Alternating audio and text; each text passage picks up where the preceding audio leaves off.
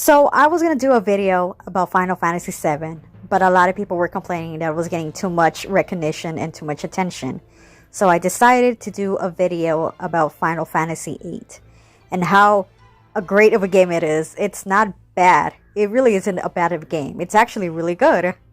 I don't consider it a masterpiece, but I don't consider it horrible.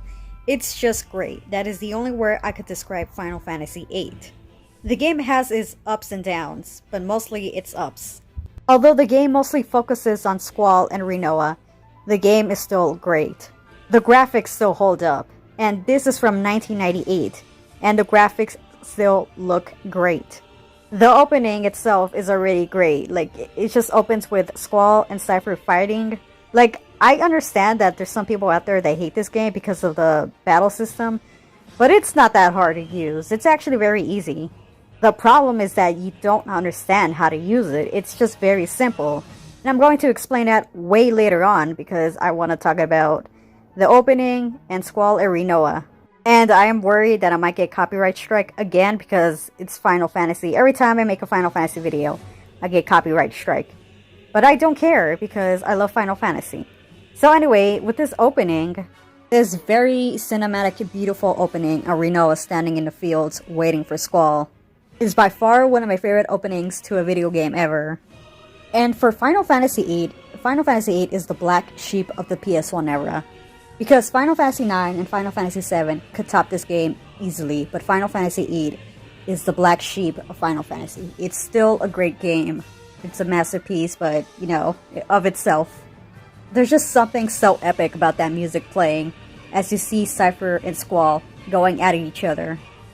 And then you see that gunblade just hitting the ground, and you see Edia's shadow just in the background. Rinoa being the symbolism of Angel because she is basically the pure one of the game, where she really isn't. Yeah, a lot of people say that Rinoa is supposed to be some kind of pure angel because she's basically the polar opposite of Squall. But I don't know. I'm not really that big of a fan of Final Fantasy VIII, so I don't know much of the lore. And also another thing is that, you know, since she helps Squall come out of his shell, that could be another meaning. I mean, this whole game is just one giant love story for Squall and Rinoa, and there's also Laguna and Rain. And Laguna and Julia, because Eye Is On Me is written by, you know, Julia to Laguna. And I'm guessing, Final Fantasy X is the only other, you know, game that has a better love story than these two, but I always thought that these two, the story for Final Fantasy VIII and its love story was way better than Final Fantasy X's. The thing is that with Squall and Rinoa's relationship, it's actually fun, but with Tidus and Yuna, it's a little bit like a slow burn romance. It's not bad, but I prefer Squall and Rinoa. I'm sorry, but this opening, it's just, it's really good. Only a few minutes in and we're already seeing blood on the screen. This game's love story is actually one of the most beautiful love stories that I've seen in any game, and I understand why a lot of people really like this game a lot. But we get introduced to characters that do not matter in this game anymore, like our beautiful baby girl Quistis. I like this character. I actually thought she was a better love interest, to be honest. She's 18, so she's legal. Then we got Zell, the chicken wuss. Zell was an okay character, but he's just forgettable, like most of these characters are. We got Sophie over here, the original love interest for Squall. Yeah, I actually did like this character too. She was dorky in her own way. We got, you know, Irvine, the gunblade playboy over here that I don't care about. And we have Edia, the very sexy goth character that I like. We also have Cypher, Squall's rival that I don't care about. And we have Laguna, which is an important character in the story as much as, you know, Squall. Last but not least, the love interest herself. And I love Rinoa. She's a good character, but she has a lot of flaws. And one of those flaws is that she gets kidnapped a lot. For some parts of the game, she gets kidnapped by Edia, Ultimecia, and I forgot Cypher too, I guess? I don't remember. It's been a long time, but yeah, she gets kidnapped a lot. And I know to write, you know, romance-wise, there always has to be a part where the guy has to save the girl, and it's been done so many times. It's an overused trope. I don't mind it, but it does get kind of annoying when Rinoa doesn't even try to help herself. To me, I love this dance scene a lot because it was just so different for its time. Rinoa drags Squall to the dance floor. Squall doesn't know how to dance, and he just immediately learns like it's nothing. And so they basically start to do the cha-cha slide. So yeah, Squall immediately learns like it's nothing. So Rinoa just leaves him, knowing that Squall is actually having a good time. She's looking for Robin Williams, knowing that she's with another guy, and that always bothered me.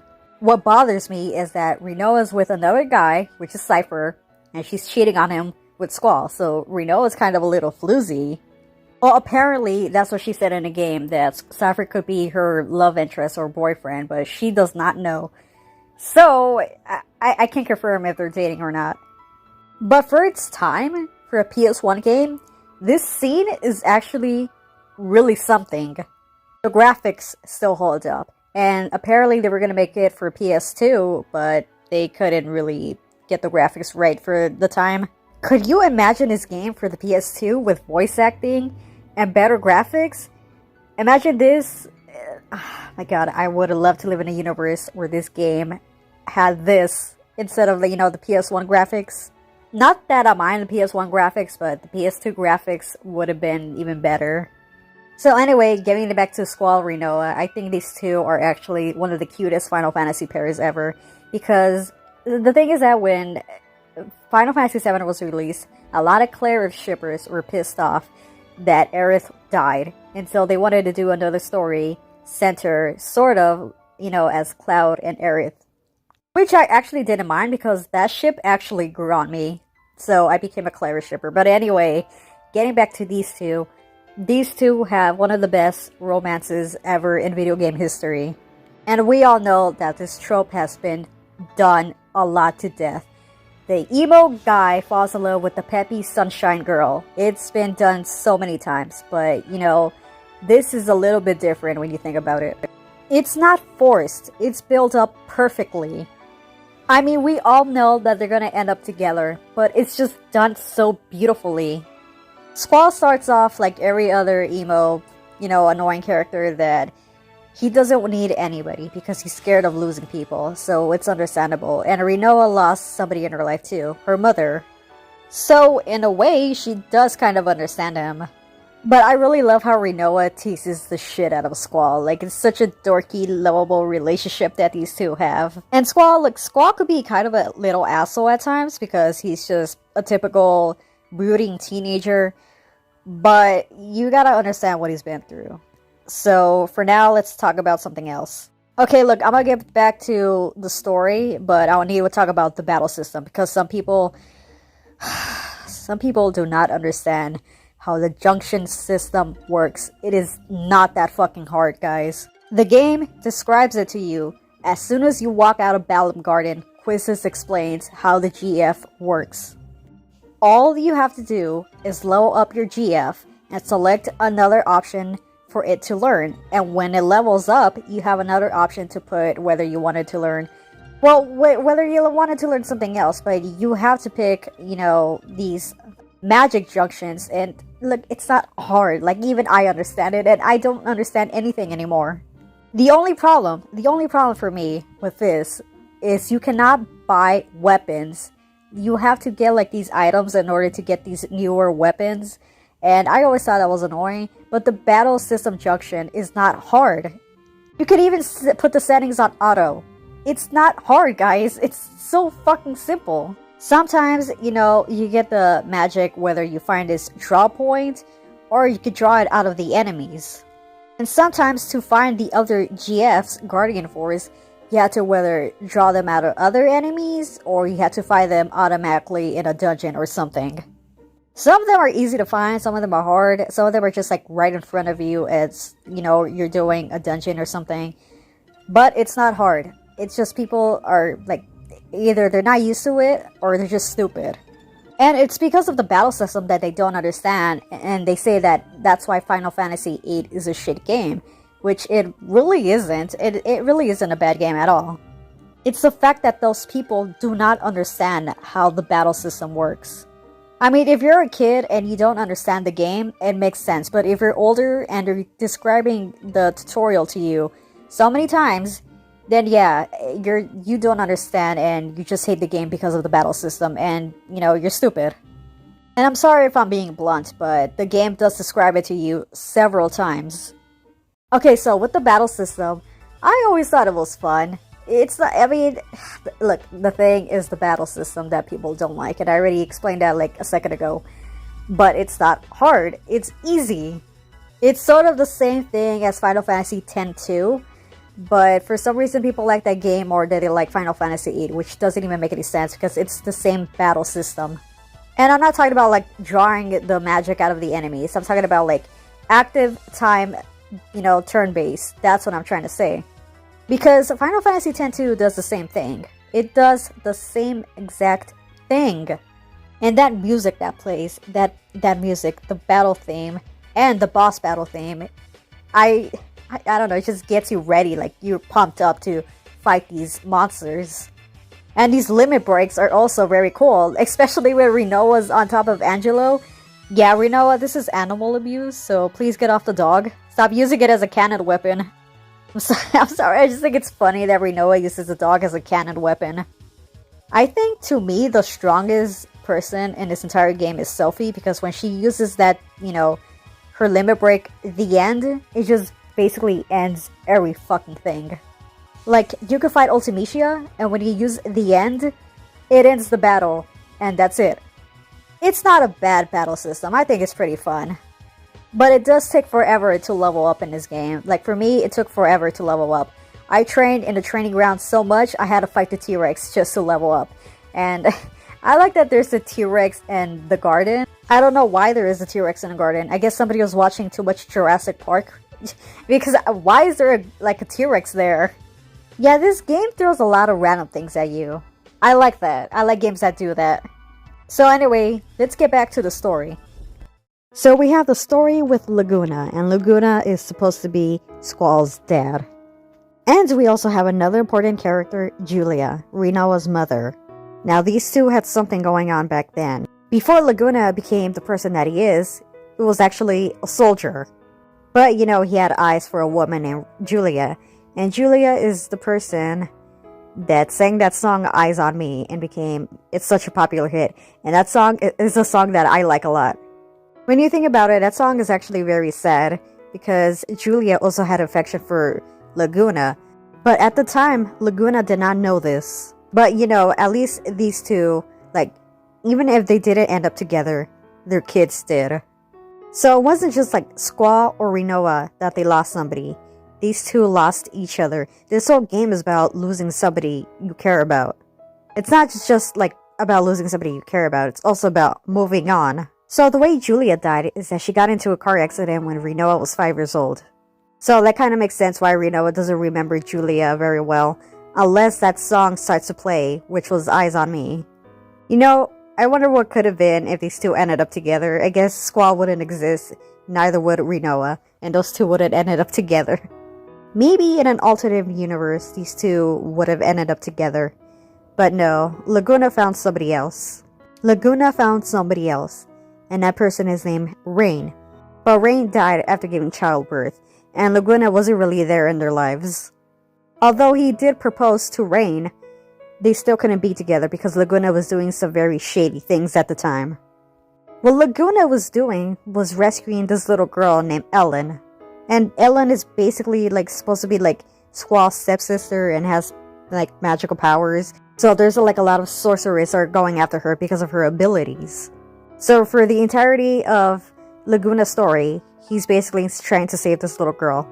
And he becomes like an uncle figure to her. And also he has like, during the time he was there, he fell in love with Rain. So what Rain did is that he nursed him back to health. They started connecting with each other. And they fell in love, and he proposed to her. They had a kid, but Laguna did not know that Rain was pregnant. So he did not see her for years. But it's understandable why he didn't see her. It's because he was running from, the whole government thing that was happening at the time. But after she gave birth, she died shortly, and Squall ended up in an orphanage. And from the looks of it, Squall did not end up okay, because he's over here just batting eyelashes from Quistis, and Quistis is a very supporting character. He does not give a fuck about Quistis' feelings about anything. All he ever talks about is that people have to deal with their own personal problems, because he's been, shut away from being abandoned his entire life. His mother died. He never met his father, and Ellen was the only person in his life. But something happened to her. So Squall didn't really turn out okay, but it didn't turn out horrible either. Funny enough that I actually used to end up liking Squall a lot because he was very relatable as a teenager. But now I just find him so fucking annoying. But you know, if he ended up going back to Reign, Laguna would never ever become the president of Estar. Because there's this little moment here when you're on the Ragnarok, and Ward, Kairos, and Laguna are saying that, oh, I have to tell you everything after you finish all this. So I guess Laguna already knew that Squall was his kid. And can we, look, before I get back to the story again, can we talk about how beautiful everything is in this game? Like the settings and all?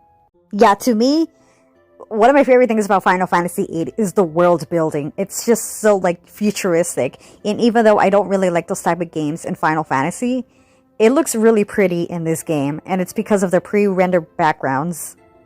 When I was younger and I played this game, I wish Balam Garden was a real place. I wish it was a real school. Honestly, I would have gone to school if this was a real place. Because the moment you walk out of like the nurse's office at the beginning of the game, and it's just like the camera just zooms out and you see all like everything and how beautiful it is, and with that music starts to play, that music is something that still like it's into my head every single day now because of how beautiful the music of Final Fantasy VIII is. The music of this game is fantastic, and the settings and everything is just like it's just very exotic to look at. Even the uniforms in the game look cool, and I wished it was a real place because I would have gone to school immediately. Like, it's not even the Balam Garden or Balam Garden. I don't care what's it called. I'm not good with names. I'm going to call it Balam Garden. But even if this place wasn't the only place I wished it was real, Fisherman Horizon is also a beautiful place. And I explained this in my Final Fantasy IX video, that the pre-rendered backgrounds make everything beautiful. Because Fisherman Horizon was a place that I always spent a lot of time in. Even though there wasn't really much to do, I still spent time in that game. There's even this place. Yeah, this place was also fun to, be around. Not much to do either, but it's still a fun place. Okay, let's get back to Laguna because this battle theme is by far one of the best battle themes in the series. I love that they gave Laguna his own battle theme. Like, it's so electronic, and even though I'm not really like a big fan of electronic music, I like it a lot. I like to listen to it a lot. A whole battle theme just for you, and just for, Laguna's story alone. Laguna's battle theme, The Man with the Machine Gun, sounds way better than the actual battle theme. Don't get me wrong, I actually do like the actual battle theme of, the game, but this battle theme sounds so much more hype. And it perfectly captures Laguna's character. Because Laguna is a very charismatic character, and the battle theme sounds very like, I am ready to do this and that. And yes, Laguna is by far my favorite character in Final Fantasy VIII. I mean, he is the deuteragonist of Final Fantasy VIII. So yes, he is the second most important character. Alright, enough about Laguna, because I want to end this video quickly. Let's talk about Edia, Ultimisia, and everything else. So for Edia's story, because she's also a good character and an important character, she was possessed by Ultimisia. To me, this whole story is all over the place. It's basically like a time loop, a giant time loop. Edia used to be a matron for the orphanage, but Ultimisia was looking for somebody that she wanted to possess. But she gets lucky that she possesses Rinoa. A lot of people have theories that Ultimisia is just a future version of Rinoa. That has been debunked so many times, and no, she isn't. So Rinoa was over here acting like, the girl from The Exorcist, over here possessing everything. Rinoa is like, she's out of control. She cannot control anything that she's doing because of Ultimisia over here. And this scene here actually scared the hell out of me when I was a kid. Ultimisia is a very creepy villain. Unlike Kefka or Kuja or Sephiroth, she's just creepy. That is the definition of her, just creepy. So what Edia or Ultimisia does is that she starts a war with these kids, and these kids don't even know what they're doing. I didn't understand this either. I'm like, why is she starting a war with these kids? Yeah, for the story of Final Fantasy VIII, I don't really understand it very well. All I know is that it's one giant time loop. Because when you're fighting Ultimisia as the last boss, everything goes back to where it all started, at the orphanage. And Squall is over here trying to warn Edia about what is going to happen. And apparently Edia already knows about Ultimisia, and Ultimisia is trying to go after the one of the most powerful characters in the orphanage. And it probably could be Selphie, because Selphie is really strong. So what Edia tells Squall is that in order for a sorceress to die peacefully, they have to transfer their powers onto somebody else. So Ultimisia possesses Edia, and this is where the whole time loop starts to begin again. It is very confusing, but you have to understand that this whole game has to do with time traveling. I didn't even understand it when I was first playing this game until the second time I played it. I understood everything perfectly. Now, to me, this last boss, it is one of the creepiest last bosses ever. There is no face on Ultimisia, and that music starts to begin very creepy. But I actually do like it. I like creepy stuff. But this last boss is one of the most annoying last bosses ever. I hate fighting Ultimisia. It is the most annoying boss I have ever fought in any RPG game. Ultimisia is a very underrated character. Very underrated villain. But this last boss is fucking irritating. I hate it when she does Health Judgment and it takes everything away from you. It takes your HP all the way to 1. This is the part where I couldn't really defeat her. The amount of times I died when I was fighting Ultimisia just so I could get that ending. But after you pass it, it's worth it. But I hate it. The only thing that kept me going was the music. Yeah, that music that plays for the final boss, I love it. I love it as much as I love Sephiroth's theme. But I'm just glad I was able to pass this game without using the cheat codes back then. So with this ending, this very confusing ending that confused the shit out of me when I was younger, is a random ass ending that I don't even know how to explain this. I don't know if he was at the end of time, but all I know is that he was looking for his friends. Most importantly, all I know is that he was looking for Rinoa. And Squall is just devastated, trying to find a way out of here. But he's not the only one. Rinoa is also trying to look for everybody. Even she's trying to find a way. And there's just something dark and ominous about this ending. It's the thing with Rinoa and Squall that are trying to find each other, but they're stuck in this hollow place at the end of time. I suppose that has to be the end of time, because they cannot go anywhere else. Either the beginning of time or the end of time. But it's this part here that confused me, because I don't know what the hell was going on with Rinoa. Either she's being erased by time, or Ultimisia is still trying to get to her. It has to be one of those two.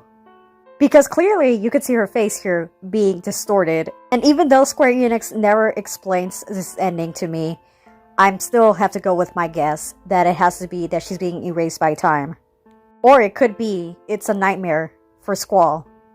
Because right here, in this moment right here, he's just sleeping.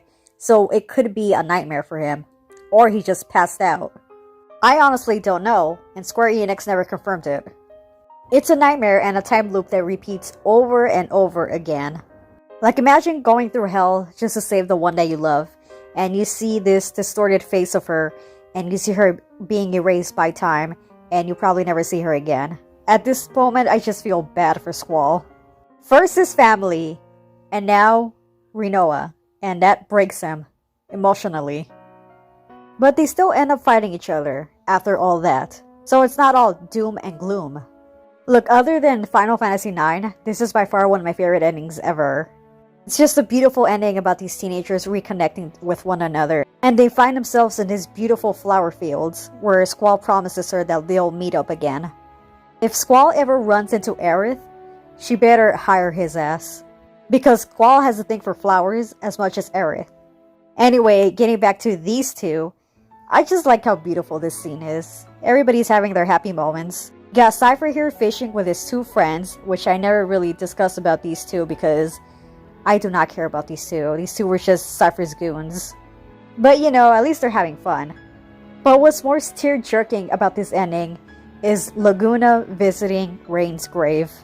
Although he didn't really promise her that they were gonna get married, It's just like, I don't know, it's just something so sad that they couldn't really end up together and having like this happy family that he wished for. It's just, this is the part of the ending that just breaks me, is that they couldn't see each other for one last time. I bet you if Laguna went with Squall to stop Ultimecia, he probably could have a glimpse of Rain one last time. Because even Laguna and Rain's love story was very impactful as well. But it just sucks that she died too early. And it also sucks that Squall never really got to know more about his mother. What makes this even better is the song playing, Eyes on Me. That song is very romantic, and without a doubt is like one of the best love songs I've ever heard. But there's still more to the ending. Everybody's having fun after everything that happened. Selfie's over here recording everything. Irvine and Quistis are over here, just having fun. Well, mostly Irvine's over here dancing around Quistis.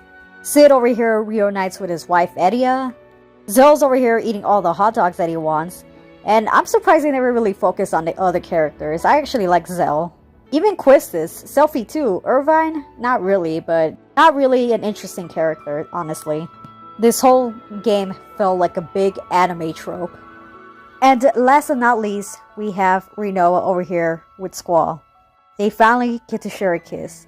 And people can say all they want about Final Fantasy VIII and how horrible it is when it actually isn't. It's still one of the best Final Fantasies that there is. Because I adored every second of Final Fantasy VIII. And although it's not on my top 5 favorite ones, it's still one of the greatest ones. So to me, Final Fantasy VIII is one of the greatest PS1 games ever. And now I am done with Final Fantasy VIII. And I appreciate you watching this video. And thank you for watching.